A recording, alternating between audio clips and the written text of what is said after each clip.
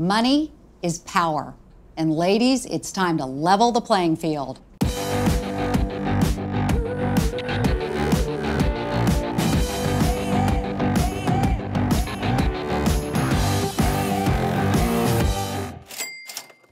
Hi everyone, welcome to Makers Money. I'm Sallie Krawcheck, CEO of Ellevest, the investing platform for women. Are you ready for a shocking number? The U.S. has record retirement savings shortfall of $13 trillion. Not million, not billion, trillion. And newsflash, ladies, this is a woman's crisis. That's because we live longer than men and we retire with less money than they do. The good news, we can fix this for ourselves and live the badass lives we were meant to live.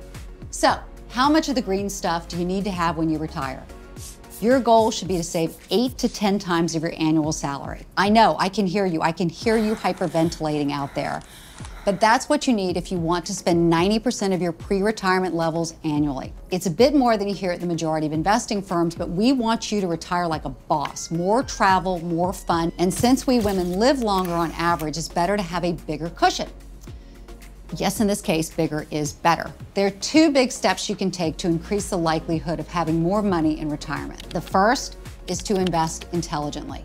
And that means a diversified investment portfolio that you steadily add to over time. But Sallie, what if I prefer saving because it's safe and investing just seems so risky and complicated? Okay, but here's the problem. If you're saving 10% of your income for retirement annually and keeping it in cash, your chances of retiring like a badass is 0. It's 0%. So when it comes to planning for your financial future, playing it too safe is just about the most dangerous thing you can do. The second step is one that few people talk about, which is to make sure you're getting paid what you're worth at work. Now, this is huge. It's huge, ladies, since on average, we're paid 80% of what the guys make, 63% for women of color. Now, I personally hated asking for a raise. After all, it's an awkward conversation. And it always caused my neck to break out in these big blotches. Well, what if I told you your gender pay gap is costing you hundreds of thousands of dollars over the course of your career? Fixing that is worse than neck splotching. Buy a turtleneck. This week, I'm delighted to be joined by Tanya, founder and CEO of Goalsetter, an online saving and gifting platform to help kids save for their dreams. Welcome, Tanya, and cheers. Cheers, a little happy hour. Thank you. Glad to have you here. Now, we're talking about raises. You've worked at Nickelodeon, you've got your startup, you've asked for raises, and you've given raises. What's your advice for all of us? The thing about raises is that there is a set pool that is put aside for raises to all employees. So if you're an average employee, the likelihood is that you will get an average raise. If you want a big raise, a real raise on an annual basis, you have to be exemplary. You have to be indispensable. What I found when I used to be in a position to give raises is the guys were always telling me how much they wanted to make, and the women never would.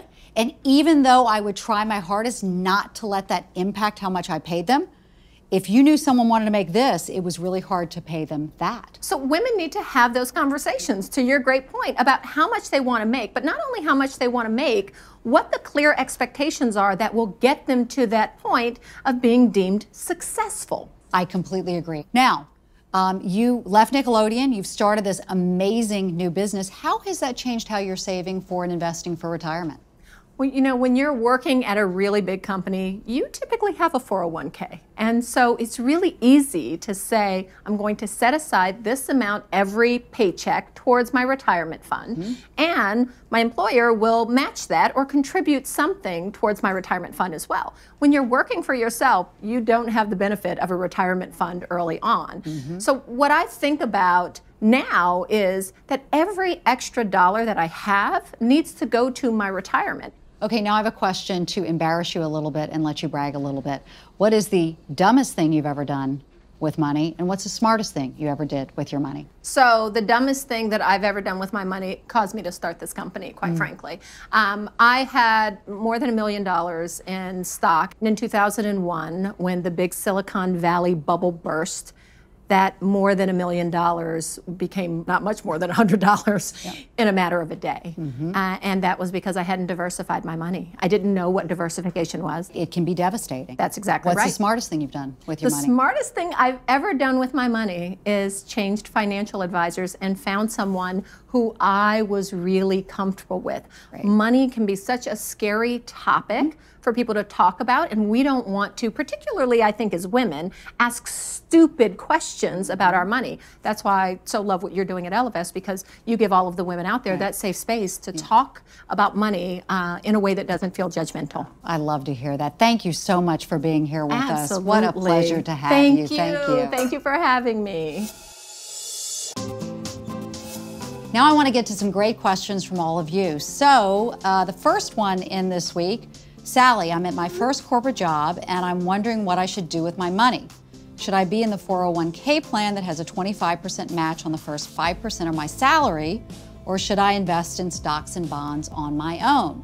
Okay, first of all, no, on the stocks and bonds on your own. It is tough for even professionals to pick the right stocks and bonds. For you as an individual trying to do it in your spare time, forget it, just forget it. A 401k plan at work should typically provide you with the opportunity to invest in target date funds or mutual funds, which will manage the investments for you. Second, you do not want to miss out on the opportunity on that 401k match. That's because a 401k match is free money. Free money. You don't have to work any harder to get it. You just need to contribute to your 401k. So bottom line, if you can get a 25% company match, you want to do that every single time. Second question asks, what's a Roth IRA and should I be investing in one? An IRA stands for Individual Retirement Account, and anyone who earns money can have one. You may hear about a traditional IRA or a Roth IRA. The Roth IRA contributions are made with money after you've paid your income taxes.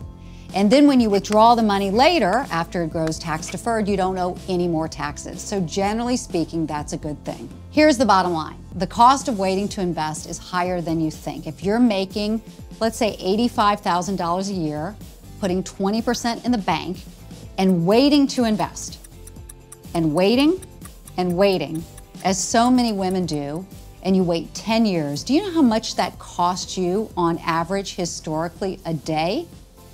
$100. $100 a day by not investing. I like to say, if that money was falling out of your pocketbook, you wouldn't wait many days to fix your pocketbook. Want to be equal with men? Well, we're not getting there until we are financially equal with men. And they're investing and we're not. Boom. Thanks to Tanya for joining us. Ladies, we want to hear from you. So tweet to us at @MakersWomen and use the hashtag MakersMoney. Or send your questions to me at makers.com. Until next time, remember, more money, more power.